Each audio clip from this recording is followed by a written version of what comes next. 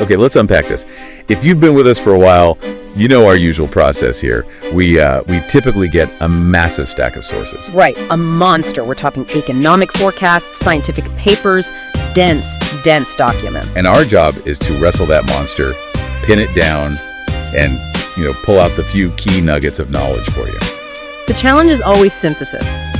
It's about connecting all these disparate data points, finding the through line, and battling information overload. Today, however, is... well, it's different. We are facing the ultimate test of analytical focus. A complete reversal. Exactly.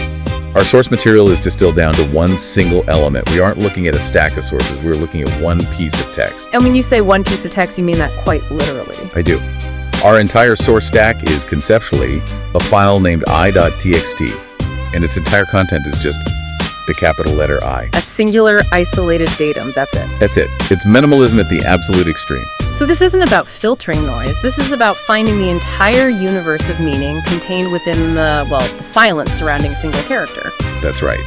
Our mission today is to treat this capital letter I as the universe for our analysis. We're going to unpack every conceivable layer. Visual, mathematical, linguistic, and philosophical. Every implication this one isolated character holds. Yeah. It really forces us to confront these fundamental questions about how language creates meaning and identity, simply because there's nothing else to analyze. Well, by restricting ourselves entirely to this single variable, we're compelled to achieve an unprecedented depth of analysis. We can't rely on narrative or external context. Not at all. We have to explore the I, not just as a symbol, but as the concept of the self, its form, its function, and its ontological weight. So let's start with the absolute foundation. Let's step away from its meaning entirely for a moment. We'll begin in section 1 by analyzing the formal structure of the symbol I purely as a visual artifact. When we approach the capital I just as a shape, as a geometric form, what do we see? We're looking at one of the most stable and elegantly simple characters in the entire Latin alphabet. Structurally, it is just a single undeviating line segment. A vertical pillar. Exactly, a vertical pillar. And it's so starkly different from almost any other letter, isn't it? I mean, think about the complexity in a W. Oh, absolutely. 4 diagonal segments. Or even a P, with its combination of a vertical line and a curve. Semicircle, yeah.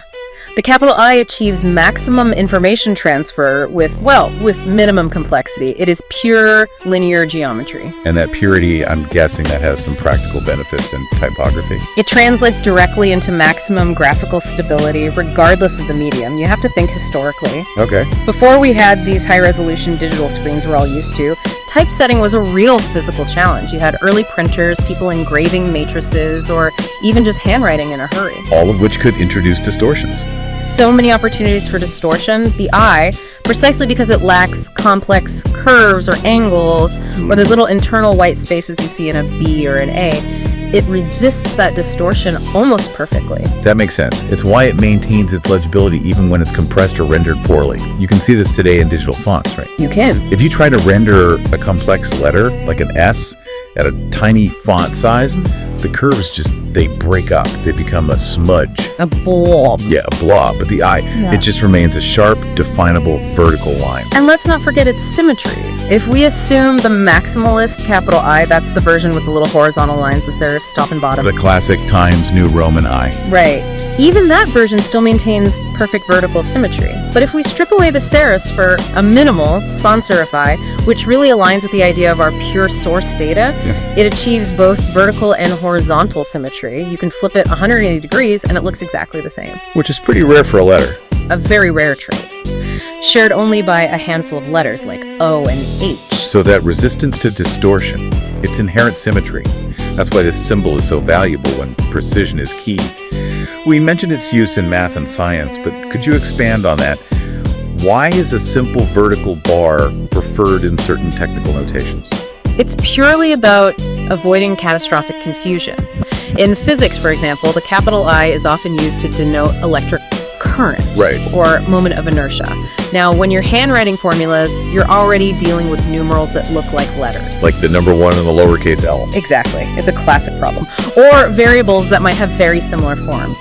Using a character like the vertical bar I ensures that even when you're scribbling a dense formula or, transcribing data onto a low-fidelity medium, it remains distinct. It stops you from mistaking it for a T or an L or a J or even the numeral 1. The visual purity is directly functional. It's a safety mechanism built into the symbol itself. So, the visual analysis tells us that the isolated I in our source material is structurally autonomous. It needs no context, no curves, and no other lines to justify its existence as a character. It is the definition of self-supporting form. It's the linguistic pillar. Its presence, even in isolation, is one of absolute, uncompromising integrity. Okay, so now we pivot. Because this simple visual line, it carries this immense secondary functional load. It's also a number. It is. It's the Roman numeral 1. The single vertical stroke is the very foundation of ancient enumeration systems. And this dual function, this letter and number thing, that's incredibly important for analyzing our singular piece of data, isn't it? It's critical because when we look at I as a numeral, it signifies unity, singularity, and the absolute conceptual beginning. It is the irreducible minimum quantity. You can't have less than 1 and still have something. It's the starting gun. It is. If we receive a document titled i.txt, the file name itself suggests a sequence starting at the number 1. This single character is implicitly chapter 1. Or section 1 or item 1. Precisely. The isolation of the I is the number 1. It's a declaration of initial existence. It provides a foundational authority to the text. And in the Roman numeral system, everything else is built from this. Right? Everything. Every subsequent number is built from I. 5, the V, is often thought of as a hand, but it also represents 5 distinct units. 10, the X, is essentially 2 V's. When you conceptualize the entire numeral system, I is the atomic building block. And this gives our source material immense weight. It's not just a word or a letter, it's the foundational principle of count and order. If we were to interpret this isolated text as, say, the first word of a long-lost manifesto, that manifesto would be starting with a declaration of primacy. Of singularity, of origin. It suggests an incredible potential. We're looking at the foundational block of some greater conceptual architecture. It implies that everything that follows, even if it's unwritten, must derive from this singular starting point. So it forces us to ask a question. What's that? If this text is 1, what are 2, 3, and 4? The text demands a sequence, even in its isolation. That's a powerful internal contradiction, actually. You've hit on a key tension. How so? Well, the character is both an endpoint, the perfect singular visual form we just discussed, and it's a starting point, the number 1, which implies continuation. It's complete and incomplete at the same time. Now let's bring in the alphabet. Let's move it back to its role as a letter. AA is the 9th letter of the modern English and Roman alphabet. 9. Okay, that feels conceptually less primal than 1. It is. And this is another tension we have to address. If the text is designated as I, the Roman numeral, it claims primacy. It's number 1. But if it's just the 9th letter, it's established firmly in the first third, but it's not the absolute origin point of language. Right. Alphabetically, A, B, C all come before it. Exactly. So which function wins out? Yeah. The numerical primacy of 1 or the alphabetical position of 9? Does the identity of the letter overcome its numerical duality? It's a great question. And I think the answer appears when we transition its function from being the 9th letter of the alphabet to being the single word I, the pronoun. The moment it becomes the pronoun, its priority instantly shifts back to 1 conceptually. In terms of linguistic use and frequency and just philosophical weight, the concept of the self precedes almost everything else. The moment I is used as a pronoun, it bypasses its alphabetical position entirely. It jumps the queue. It jumps the queue. That's a beautiful way to frame it. The semantic power of I as a word overrides its structural sequence as a letter. And what about its role as a vowel? Does that matter here? It does. Linguistically, its role as a vowel is also central. Vowels are the carriers of sound. They form the core of nearly every syllable. So even as the 9th element in the sequence, seen, is fundamentally necessary for the construction of sound and meaning. It may not be A, but it's just as vital for pronunciation and linguistic flow. However, and this is important, we have to stick to our source. We only receive the capital form. As a capital letter standing alone, it seems to minimize its phonetic role. And it amplifies this role as something else. Right. It amplifies its role as a proper noun and abbreviation, or, most powerfully, as the first-person singular pronoun. The capitalization formalizes its designation. It does. A lowercase I might be a fragment, a piece of a larger word. But the capital I is a complete statement in its own right. It forces the interpretation toward the self-referential pronoun. So to summarize this first section, what we have is a symbol that is structurally pure, numerically primary, and linguistically essential. That's a perfect summary. And that groundwork leads us directly into its ultimate function, identity. Here's where the analysis becomes, highly personal for anyone listening. Once we acknowledge the linguistic context, the capital I is overwhelmingly interpreted as the first-person singular pronoun. It is. And this simple character becomes the entire foundation of self-reference in the English language. It's the ultimate boundary marker in communication.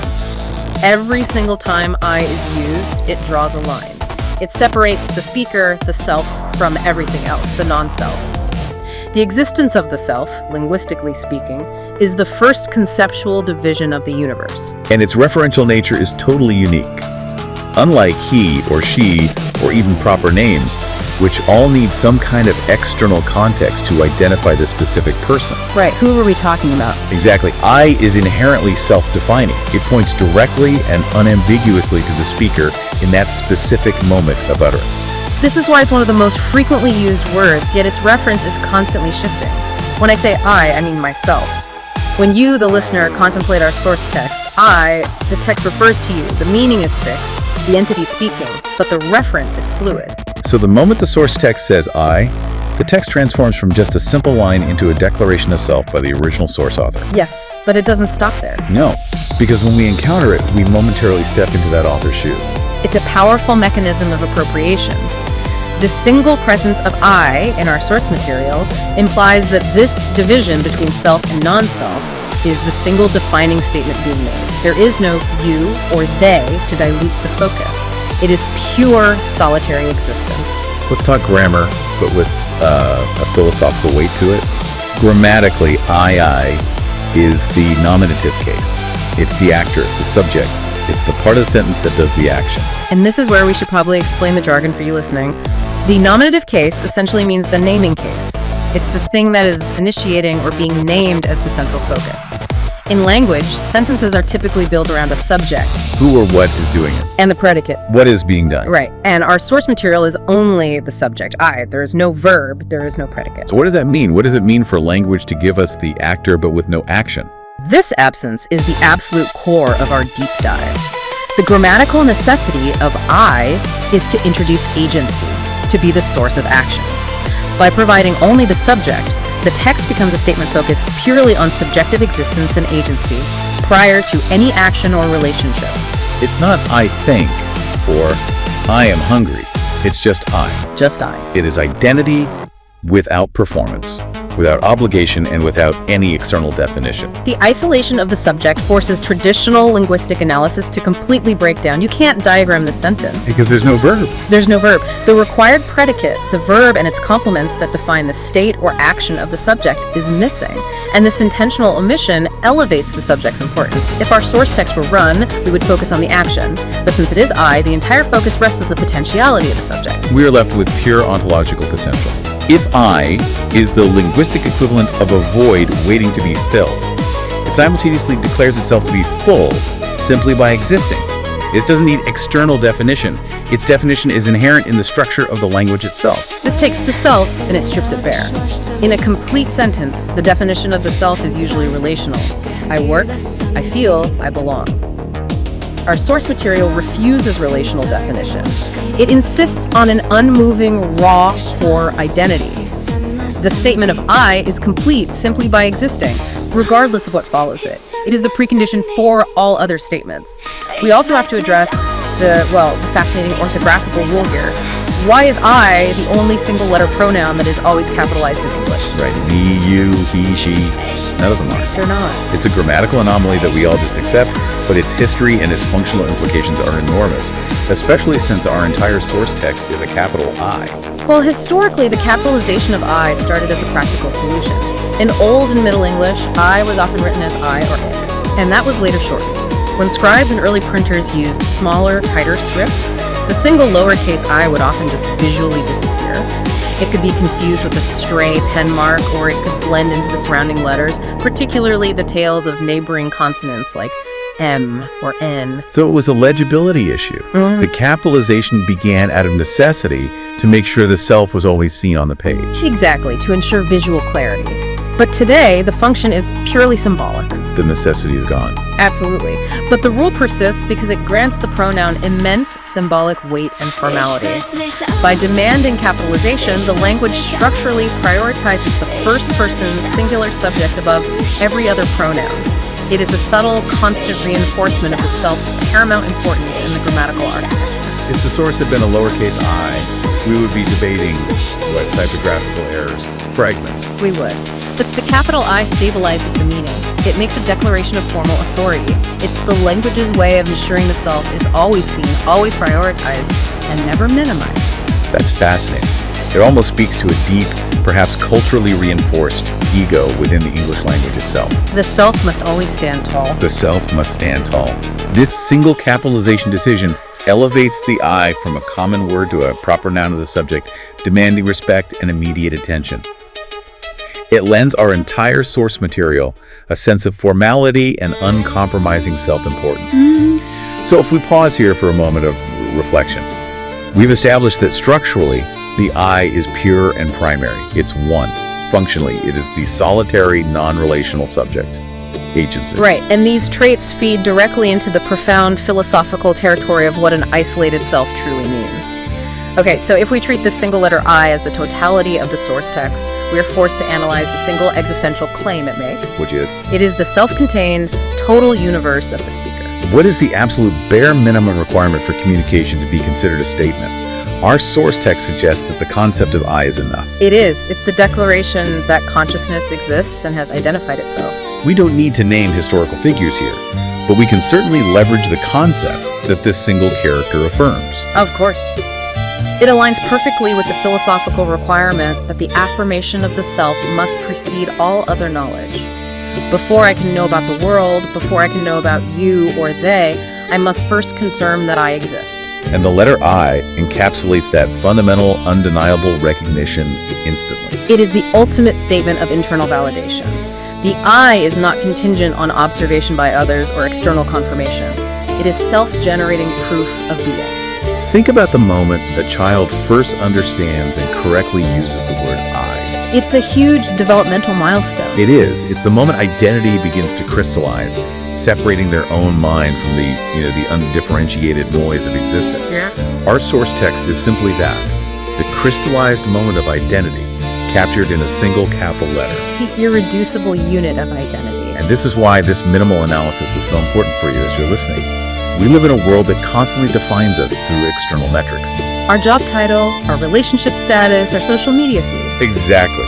The text I demands that we start at the source of all experience, the self, stripped of its external definitions. It functions as a powerful, silent command. Stop, look inward. Everything external has been canceled out, leaving us with the core ontological claim of the speaker. I am, even without the am. The isolation of I creates this deafening contextual silence. There are no surrounding words, no adjectives, no temporal markers, no environment described. Nothing. It is I existing in a void of pure possibility. And that silence is paradoxically the richest part of the text. If the source had been I am here, we would define the self by its location. Sure. If it was I remember, we would define the self by its past. But our text refuses any kind of definition or action. It stands alone, unmoving, refusing to be interpreted through anything external. In modern discourse, we are almost always defined by the predicate, by what we do. Our roles, our output, our function. And this text, by offering only the subject, refuses that mode of definition entirely. It says, I am here, but refuses to say, I am defined by X. It is resistant to external judgment.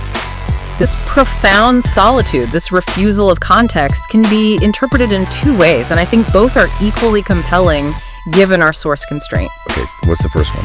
On one hand, it suggests a moment of profound, self-contained existence, where the self is so stable it requires no external scaffold. It just is. But on the other hand, couldn't the simplicity of I suggest the exact opposite? What do you mean? Couldn't it suggest universal accessibility? That this minimal text is meant to be adopted instantly by everyone, thus eliminating solitude entirely by becoming the shared starting point for identity. That's a crucial counterpoint. I like that. If the I is universally adoptable, then its isolation isn't solitude, it's ubiquity. However, regardless of whether it's isolated or ubiquitous, the core truth remains. The character is self-sufficient. It implies that the core identity is fully formed and complete without needing to interact with the external world. The single character is a boundary marker. Everything inside is I, and everything else is irrelevant to the text itself. This boundary analysis is fascinating. It's a declaration of autonomy. It reminds us that our primary identity is internal, a state of being before we ever engage in the world of doing. The silence following the I is the space of unwritten freedom. Let's bring this back to practical linguistics for a final, powerful concept. We need to talk about the I as an indexical expression. Okay, for our listeners, let's nail down what indexical means because it's absolutely critical here. An indexical is a linguistic sign whose meaning shifts entirely based on the context of its utterance, who is speaking, where they are, and when they are speaking. Think of words like here, or yesterday, or that. The reference is shifty. It's shifty. An I is the quintessential indexical of personhood. A great analogy for an indexical might be a GPS signal. The word here is a linguistic GPS coordinate. It instantly recalculates its meaning the moment the speaker moves. That's a perfect analogy. I works the same way for identity. How so? Well, when the original source author wrote I, they referred to themselves. But the moment you, the listener, encounter that source material, that single character I, the text immediately and irrevocably refers back to you. You become the subject. The text becomes intensely personal and immediate the moment it is consumed. This is a textual mechanism that forces subjective appropriation. The text ceases to be about the author and becomes solely about the reader. Which raises an important question. Whose I are we really discussing? Is it the source author's original statement of existence, or is it the listener's absorption of the text, making the statement of self-reference apply to them? You can't separate them. You can't. The power of the isolated I is that it collapses the distance between the potential author and the audience. It's like a linguistic black hole, sucking the identity of the reader into its orbit. When you're faced with this single, isolated statement of self, the only logical conclusion for you as the reader is to project your own self onto it. It functions as a perfect textual mirror. It does. It's the ultimate reflection. The most abstract, minimal text possible becomes the most concrete, immediate reference point for the subject experiencing it. It shows us how language can establish relationality, even when the content is purely self-contained. The single I is simultaneously universal in its grammatical rules and hyperspecific in its reference to the current speaker or listener. So to bring all three sections together, we started with the visual form, which is unity. We moved to the function, which is singularity and absolute agency. And we concluded with a conceptual impact, which is a statement of immediate, undeniable existence that you, the audience, are fundamentally forced to adopt. That's a lot of weight for one line segment. It is. It reminds us that clarity and power are not dependent on complexity. They are dependent on focus. That was truly a unique experience. I mean, we started with what seemed like the easiest possible source material, one single character, and found that by applying rigorous analysis through those three lenses of form, function, and concept, we unearthed this massive potential. A universe of meaning regarding identity and communication. We discovered that the capital I is structurally flawless, numerically foundational, Grammatically essential and philosophically explosive. Its deliberate isolation demands attention and forces deep self-reflection merely by its existence. We proved that even the smallest piece of text, when you isolate it and take it seriously, holds profound insights into the nature of self and language. In a world defined by complex data sets and, overwhelming information, sometimes the most profound insights come from stripping everything away and focusing on the simplest, most foundational element provided in our source material. The I refuses external definition. It forces us to recognize that the core of identity precedes action and relationship. It's a powerful lesson in constraints creating revelation. The vacuum around the I is not empty space.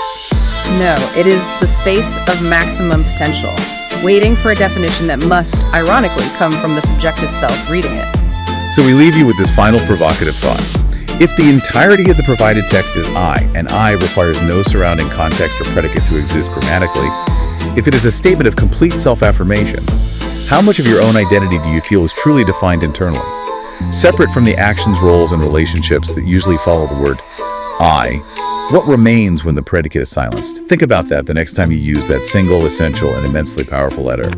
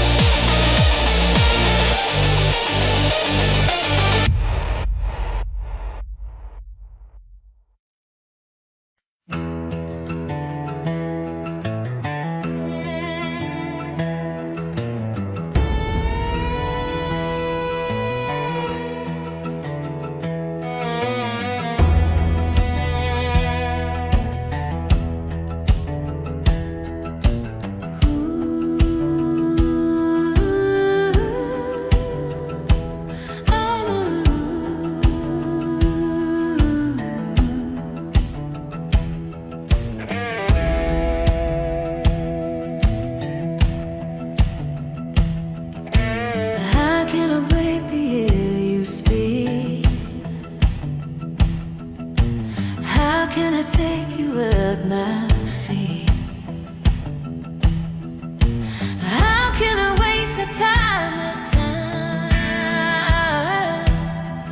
that I'm gonna take you well, my mind?